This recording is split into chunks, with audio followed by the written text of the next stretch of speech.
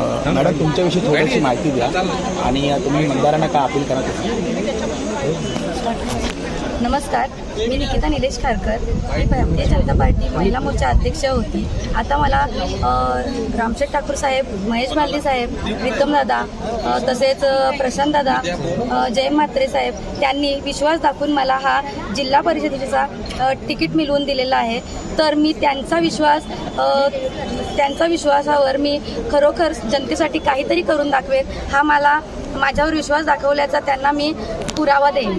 आणि दुसरी गोष्ट म्हणजे आमच्या उलव्यामध्ये विकास कामाची गंगा फक्त आणि फक्त BJP पक्षानेच आणलेली आहे. इतर पक्ष काही काम न करता टीका करण्यामागेच लागलेले आहेत.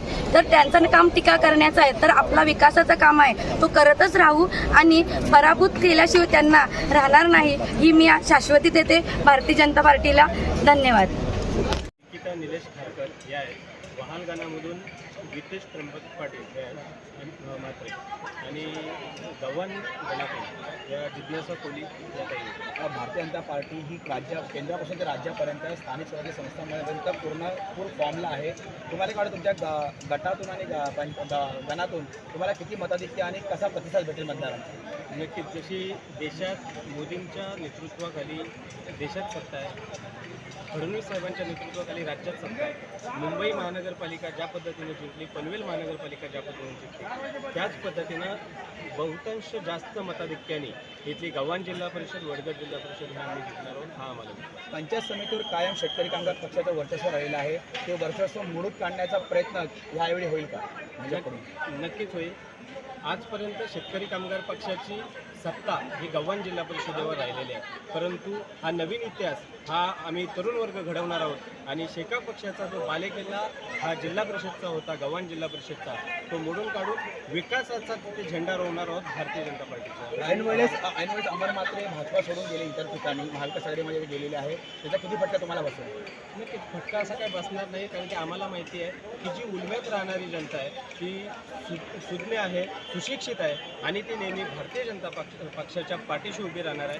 अमर मात्रे म्हणजे भारतीय जनता पक्ष नव्हे, भारतीय जनता पक्ष म्हणजे नरेंद्र मोदी आहेत, भारतीय जनता पक्ष म्हणजे देवेंद्र फडणवीस साहेब आहेत आणि भारतीय जनता पक्ष म्हणजे आमच्या इथले स्थानिक आमदार महेश बालदी साहेब आणि प्रशांत ठाकूर आहेत. यांच्या विकासावर, यांनी ज्या विकास कामं या मतदारात केलेले आहेत मतदारसंघात, याच्यावर विश्वास ठेवून जास्तीत जास्त लोक मतदान करतील, हा आम्हाला विश्वास आहे. शहरी भागामध्ये ही निवडणूक आपण चालवत आहात, सांगली स्वराज्याची निवडणूक आहात. शहरी भागाचा प्रभाव त्याच्यामध्ये अनेक प्रश्न प्रलंबित आहेत, विरोधकांकडून अनेक मुद्दे उपस्थित करतात. असा कुठल्या प्रश्नाच्या मुद्द्यावर ही निवडणूक सामोरं जातात? नक्कीच. जरी मुद्दे उपस्थित असले तरी त्यांचे मुद्दे काय आहेत अद्यापपर्यंत आमच्यापर्यंत पोहोचले नाही, परंतु विकासाच्या दिशेने जसं देशात राजकारण चालू आहे, राज्यात राजकारण चालू आहे, त्याच पद्धतीनं उरण मतदारसंघाला घेऊन हा विकास जो उरण मतदारसंघाचा झाला, त्याच पद्धतीने गव्हाण जिल्हा परिषदचा विकास हा फक्त ग्रामीणच नव्हे, शहरी आणि ग्रामीण हे दोन भाग एकत्र आहेत आणि शहराचा विकास आणि ग्रामीण भागाचा विकास हा ध्यास ठेवून आम्ही येत्या निवडणुकीत समाज माध्यमांमध्ये आपली रुद्ररूप पाहायला मिळालं होता. एक खूप प्रसिद्धी आपल्या नावाने केलेली जात होती. कशा पद्धतीने या निवडणुकीमध्ये त्या सगळ्या गोष्टींना आपण सांगाल आणि व्यक्त कराल? बघा, जेव्हा जेव्हा जगदुद्धाराचं कार्य होत असतं, म्हणजे शिक्षण संस्था महिलांसाठी जेव्हा उभी करायची होती, तेव्हासुद्धा जगदुद्धाराच्या कार्यात महात्मा ज्योतिबा फुले आणि सावित्रीबाई फुले यांच्यावर लोकांनी चिखल उडवलं गेलं. तर हे महाराष्ट्राच्या पार्श्वभूमीत जेव्हा जेव्हा जगदुद्धाराचं कार्य होतं तेव्हा तेव्हा लोक त्यांना डिवचण्याचं काम करतात. हा जो तुम्ही रुद्ररूपाचा विषय बोलताय, जर इथल्या स्थानिकांना 100% विमानतळात प्राधान्य देण्यात जो कोणी अडथळा निर्माण करेल त्याच्यासाठी असा रुद्ररूप जरी पुन्हा पुन्हा सतत घ्यायला लागला तरी घेऊ, कारण की जनसामान्यांच्या कल्याणासाठी हे काम करतोय आणि लोकांचं जर त्याच्यात काम होणार नसेल आणि लोकांच्या कामात जर अडथळा निर्माण होणार असेल तर नक्कीच हा असा रुद्ररूप आम्ही वेळोवेळी घ्यायला तयार. आगरी कोळी आणि कराडी समाज किती पूर्णपणे भाजपासोबत उभा राहील? नक्कीच आगरी कोळी कराडी समाज हा भाजपसोबत उभा आहे. याच्यामुळंच उरणमध्ये देखील आमदार महेश बालदी झालेले आहेत. त्याच्यामुळंच उरणमध्ये आत्तासुद्धा आगरी कोळी कराडी स्थानिक समाज आहे हा भाजपाच्या विकासासोबत आहे आणि हा आम्हाला ठाम विश्वास आहे. तुमच्या मतदारसंघामधील मतदारांना भारतीय जनता पार्टीला निवडून देण्यासाठी काय आवाहन कराल, काय अपील कराल? नक्कीच उल्वेडोड हे नवीन शहर वसतं आहे आणि हे समस्यासोबतच येत आहेत, कारण की शहर वसताना समस्यासोबतच चालत असतात.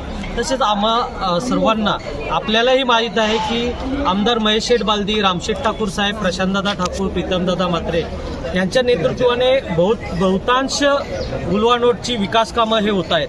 तसेच बघायला गेलं तर आता आमच्या आमदार महेश बालदी साहेबांच्या माध्यमातून गावांसाठी जेठ्या मंजूर केलेल्या आहेत, जे आजपर्यंत कोणी केलेलं नाही.